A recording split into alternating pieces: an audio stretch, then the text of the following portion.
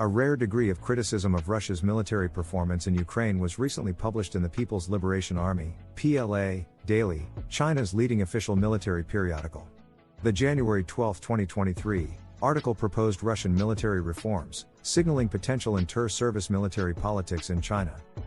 The PLA ground forces may be maneuvering to push for renewed investment and increased troop levels after observing Russia's poor performance over the past year. The PLA analysis of the Ukraine war suggests that the outcome of the land battlefield is still the key to the outcome of the war. The PLA's appraisal of Russian military performance in Ukraine is uncharacteristically blunt. The analysis concludes that Russia's military, especially its ground forces, were too weak and their capabilities too limited to achieve their objectives. The core weaknesses of the Russian army are characterized as a lack of sufficient quantity of forces, especially with respect to manpower, and major deficiencies in joint combat capabilities.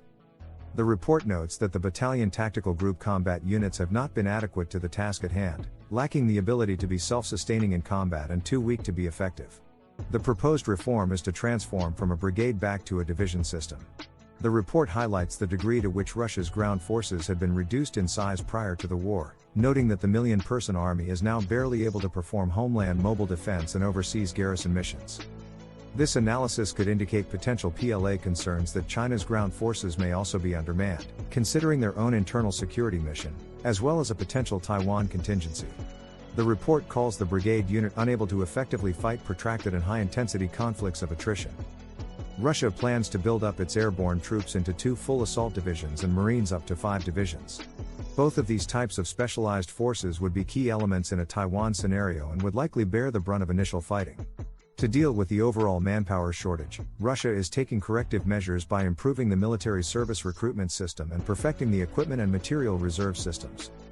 Overall, this rare degree of criticism from the PLA towards Russia's military performance could be a signal that the PLA ground forces are pushing for increased investment and troop levels. With a potential conflict over Taiwan, the PLA may be maneuvering to change the trend of reduced ground forces and focus on joint combat capabilities. Until next time, take care.